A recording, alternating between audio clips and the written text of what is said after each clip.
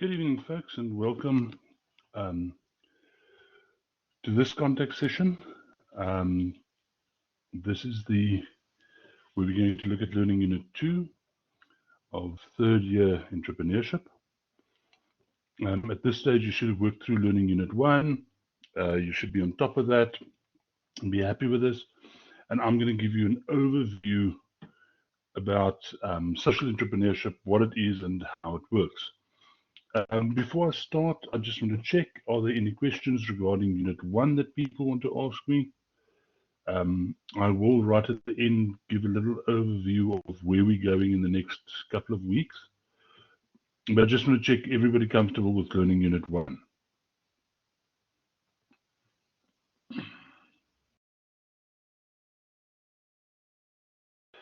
Okay, right. Then I'm going to dive straight to Learning Unit 2. As always with these learning units, we've got a stack of learning outcomes. I'm not going to go through all the learning outcomes here. These are, please remember, these are not classes. This is just an overview to give you a sense of where we're going and what's happening. But please test yourself against the learning outcomes. Make sure that you can fulfill all those learning outcomes. So, social entrepreneurship. Let's have a look at what social entrepreneurship is. So, social entrepreneurship, in broadest possible terms, is people looking not necessarily to make money, although as we will see, money too, but people looking for interesting and innovative ways to solve social and or environmental problems. For example, if we have a problem in the less developed world that people, to get reading glasses, prescribed reading glasses, are very expensive and very difficult to do. There's a company, they out in Canada, if I'm not mistaken, and what they do is they literally send you a kit where anybody can test your eyes, and all the frames have got glasses that simply click in. So it's a question that any rural nurse, for example, can test a person's eyes and say, well, they need lens number 3 in the left eye and lens number 6 in the right eye. Take those two lenses, clip them into glasses, and hand the person's glasses over immediately. And I think those glasses are like a couple of dollars, $2 or $3 per pair of glasses. So that's a social issue being resolved, medical care being taken care of. Environmental issue, let's think in the rural Eastern Cape, there is a problem with drinking water and how to harvest the drinking water from the ground.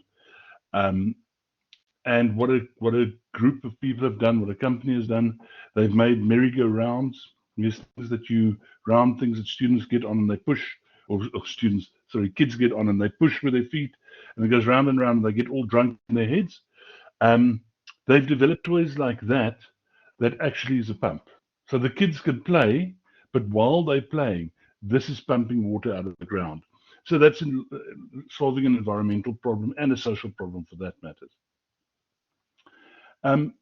So where traditionally we would evaluate a business based on the money that the business makes, based on the profits that a business makes, social entrepreneurs measure the performance against the advancement of goals. What have we done to solve this problem? How far are we to saying that this is no longer a social or environmental problem?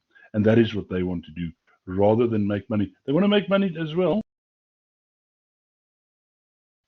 And then by doing this, they are protecting future generations. So they are hoping that we would hand over a better earth to those that inherited from us.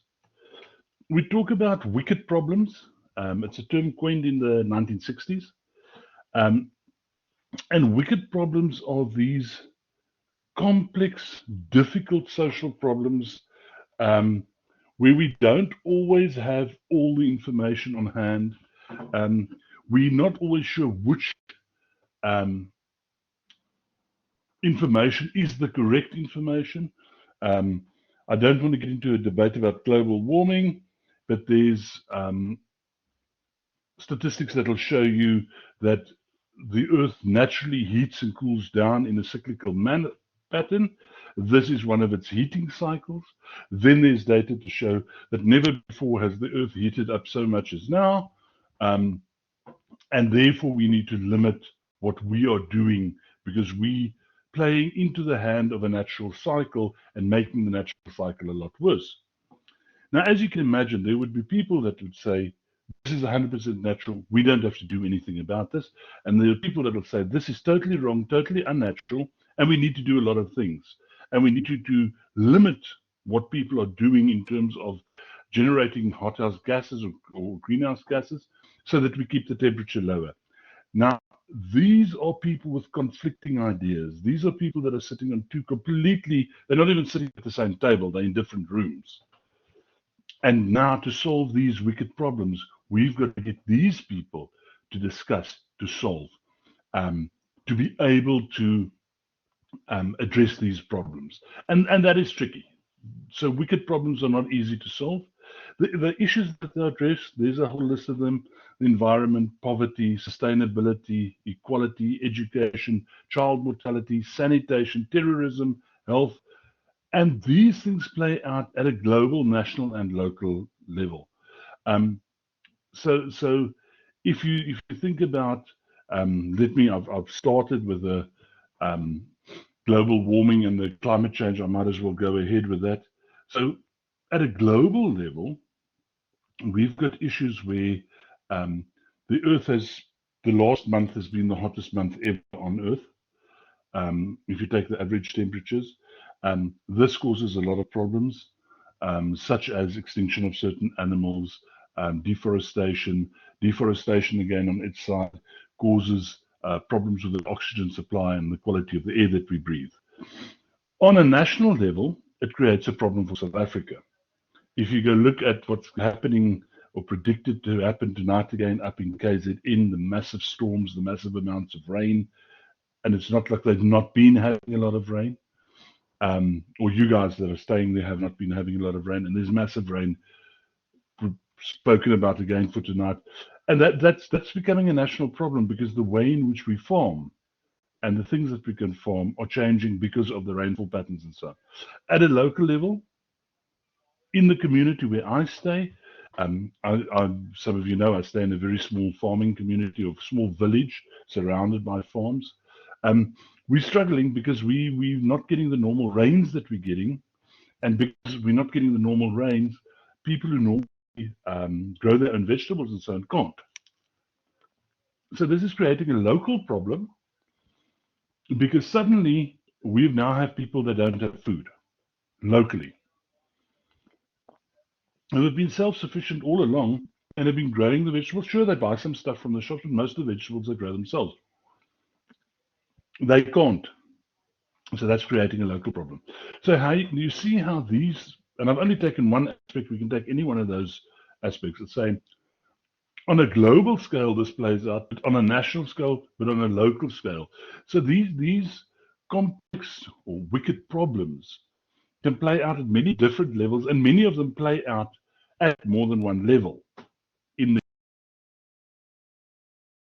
But they also create a situation where, as much as they have problems, they also create opportunities for social entrepreneurs.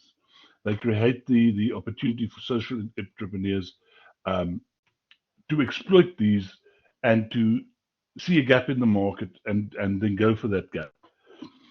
So there's a variety of types of social entrepreneurs.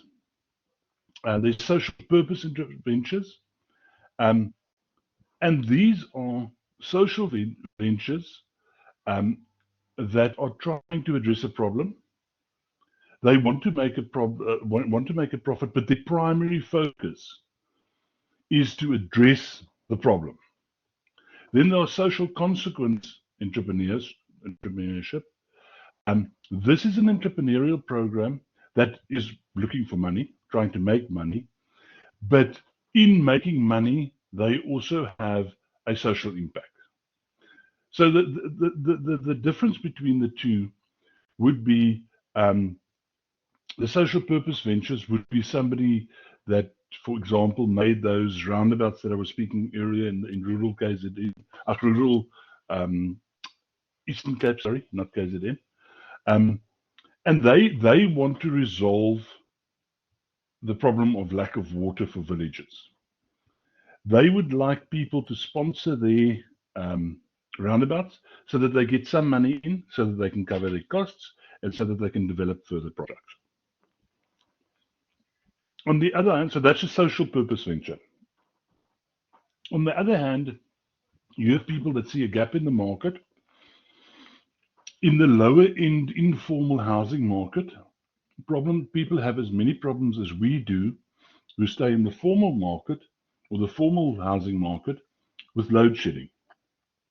So somebody starts a company where they're specifically targeting people in informal housing, and they're renting them out a solar panel or 2 solar panels and a nice big battery, so that people, even in load shedding, have got lights, they can charge their phones, possibly watch a little bit of television. They're renting those things out to make a profit. They are solving a social problem in the process of making money, but their primary purpose is not the social problem. So that's a social consequences entrepreneurship. Social purpose venture wants to solve a problem primarily. Social consequences entrepreneurship is making money while solving a social problem. Then we get the non-profits in between. Your so-called NGOs, and NGOs do different things.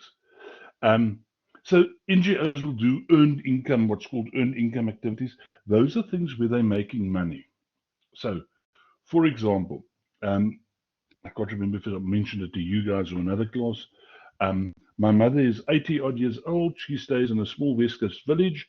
In that West Coast village, there happens to be a fishery museum. One of the things that the Fisheries Museum does is that they would go out to schools and they would do presentations at schools. For that, they charge a fee. They also charge schools to visit them. And that is an earned income activity that that little NGO has, because the museum's run by an NGO. And they use that money to then pay salaries, maintain the exhibits, keep the building up to scratch, etc., etc. So that's an enterprising non-profit. And then you get venture philanthropy funding, where you have companies that are granting, or people that are giving grants to philanthropical organizations to help them improve or solve problems. Of course, as in all things, none of these run in isolation. None of these run exactly as we say in the textbook. Most of these have some form of a hybrid model where there's some form of generating an income as well as some form of having a genuine interest in solving a social problem for the masses, for the population out there.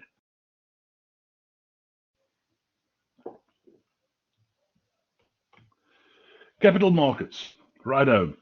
So where do these people get monies from? Obviously, social entrepreneurs need money. You need to be able to get an income. You need to be able to generate some kind of funds. And startup capital is always going to be a problem for social entrepreneurs. And typically, where we would go for that is our venture capitalists or people that are keen on investing specifically in social issues. So there are people that say, yes, I've got a lot of money. I want to make a little bit more money, but I also want to do some good in the world. So I'm a social venture capitalist. I'm the person that is looking for somebody that wants to do something where I can push my money back and get a return on my investment, but at the same time know that I'm having an impact on an environmental issue or helping to solve a social problem. At a very high level, we see that on the JSE, for example, they've got the, I think they call it the Green Board, which is companies that are environmentally looking after the environment and doing what they can to save the environment, that are listed in a specific grouping on the JSE, so that anybody who's interested on investing in a environmentally conscious way can invest. So that's one way of doing it. But there are people that specifically look out and look at NGOs and either donate fund to the NGOs, also to the NGO. Okay, I will fund this project that you're going to run, but I want a certain return on that. And then, of course, the various microfinancing models, these backer buddies and all of these type of things, where you can crowd fund and so on, is also available. And it's also something that many of these social entrepreneurs will use to try to access funds, because it's also a question of me as an individual. I can't make it a difference to a big social problem. I don't have the clout, I don't have the financial backing. But if I get an opportunity and I can help crowdfund something, then I might throw a bit of money at it. Then I might be keen to try to help that problem and try to help solve that problem. Stakeholders play a very important role in social entrepreneurship, because social entrepreneurship is built around helping stakeholders. Getting stakeholders to solving in part your stakeholders' problems, but also being aware of the fact that if we're dealing with a wicked problem, there are other stakeholders involved as well. Some that want your problem to be solved, and some, frankly, that don't want your problem to be solved. If you look, for example, at, once again, let's talk global warming, and you look at emissions from cars. If I am the Shell or the Mobil or any of these large petrochemical companies, do I really want cars to convert to electricity or to nitrogen for that matter? Or would I actually prefer them to continue to burn fossil fuels for as long as possible? And those are questions we need to ask each other and say, where are the stakeholders in this, and what do the stakeholders have? And when we're looking at stakeholders, we need to consider that there's certain attributes: power, the power to help, but the power to hinder. So obviously, in my example of vehicle emissions, you would be thinking that the large companies would be not so keen to help, whilst the Teslas of the world, for example, would be very keen to help and would push very hard that all emissions should be immediately banned, because that's also a help for their business. The question is just, how do people use that power? Do you want Tesla to back you? Because what are the next demands they're going to make? Legitimacy of your stakeholders. What are your stakeholders doing in terms of the actions that they're taking? Are these actions appropriate for the problems that need to be solved?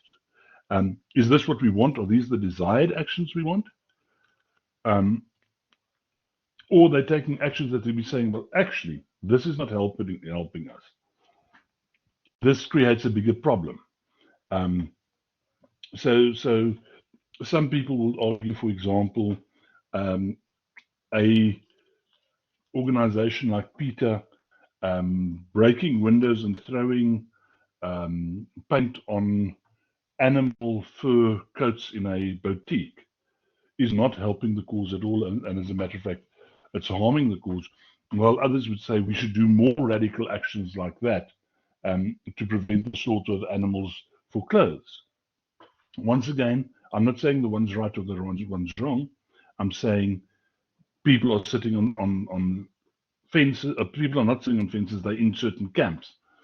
And you must always remember, in your social entrepreneurship journey, you're going to encounter these people. And then lastly is the urgency. Depending on who you're dealing with as a stakeholder, some of them want and demand attention now. Some of them are fine that you hardly ever have to give them attention. So let's have a look at the four classes. There's the dormant, the discretionary, the demanding, and the dominant stakeholders. So your dormant stakeholders are your silent masses. These are people that are not really going to say anything, not really going to complain about anything until it really touches them. So coastal communities in general, I've found there's always a good couple of people that are want to look after the environment, want to look after the sea, but in general, they not really passionate about looking after the oceans and so on. But boy, let there be an oil leak and let their beaches be full of oil. Then you see how passionate people become very quickly. And that's those dormant people who have now suddenly said, no, we must do something about this. Look at what the beaches look at. Look at all the pollution here. We can hardly swim. And then they become active. Your discretionary people have no power but have legitimacy. So these are people that have a cause that they're fighting for, um, and it's a legitimate cause. But they don't have any power. They can't do anything to you. So um, it is the people writing letters to a company saying that, you should actually be taking your plastic packaging and changing it to more environmentally friendly options. So you can write a letter to Pick and Pay, to Woolworths, whoever you want to, and say to them they should do away with plastics. You're probably going to get back a very nice letter from them saying, yes, this is what we're doing, and we're definitely working on it. But although you've got legitimacy, you don't have much power. Sometimes discretionary stakeholders can change their power, can change the power balance by becoming demanding stakeholders, which you urgently have to address. So if you Woolworths and you having your um, annual general meeting, and this has happened to a number of companies, and in the middle of your annual general meeting, you have people starting asking questions, starting to protest the fact that you are not environmentally friendly as a company. It is not something you can ignore. That's a demanding stakeholder that's there, it's in your face. Um, and now you have a problem. Now you need to do something. Slightly off from the social entrepreneurship, but it also shows you the demanding stakeholder. There is, on social media in the past couple of days, there's been quite a thing about Old Mutual and the way in which Old Mutual treats their clients. And there's also now staff members saying that the clients are treated as badly as we are treated. And suddenly there's this upwelling of people saying, yeah, but what's Old Mutual doing? We pay so much for policies, etc., etc. And these have now become demanding stakeholders. And Old Mutual is now going to have to address those demanding stakeholders. Then your dominant stakeholders are those people that have power and legitimacy. So if you write a letter to Woolworths or Pick and Pay or whoever, complaining about them using plastic packaging in the fruit and veg sections, for example, or the butchery or wherever, you're not going to get um, much attention from them. As I said, you'd be a discretionary stakeholder. However, if a person with a large social influence or a person that is a well-standard individual in society, a senior retired judge, a well-loved retired politician, or the dean of a university, for example, starts writing an open letter and publish it in all the newspapers to say, and pointing out certain retailers and saying, these guys are still using plastic, they haven't done anything. Suddenly that becomes a dominant stakeholder.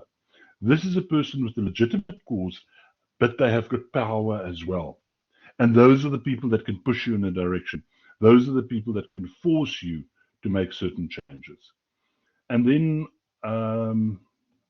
towards the end of my presentation, I just want to touch on company social responsibility versus social entrepreneurship. So we know what CSR is, and that companies have this corporate social responsibility where they normally try to address some kind of social ill or address something in the communities, typically those communities that they serve. How does this thing work with social entrepreneurship? And it's very simple. If things get tight with a company, they're going to cut their CSR budget, right? Um, and in some companies, that's probably one of the first things that's going to get cut when times get tough.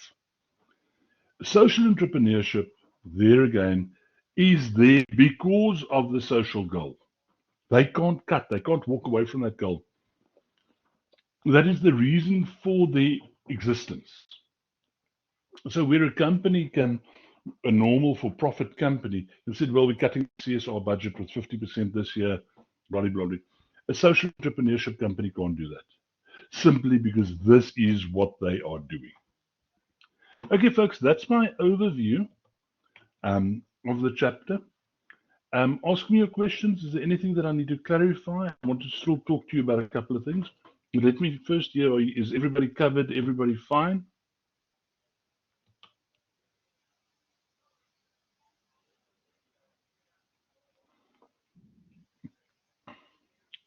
Okay, great stuff. Thanks, guys. So, okay, I just want to mention, and I want to do this on the recording as well. So, our next Collab session is next week. I know on the timetable it runs every second week. From what I've seen on the timetable, there are not any clashes for me to run a session next week. The reason why I need to run it next week is, and that will be a national support session. In other words, I'm dealing with the assignment specifically, is because what the assignment requires you to do is quite large. It's quite a bit of work, and I don't want people starting or trying to do that assignment a day or two in advance. There's a lot of thinking work that you need to do, and then a lot of work you must do before you even start with the assignment. So I'm going to deal with the assignment next week. I'm going to ask that you at least scan through the assignment, through the POE, to see what is required. I will next week give you a detailed breakdown what you need to do, right? Because it can be a confusing assignment. And if you do what I ask you to do next week, you will be fine. Um, I will tell you exactly what you should do and what you shouldn't do. So you don't have to put in more effort than is required, but there is quite a bit of effort required for this one.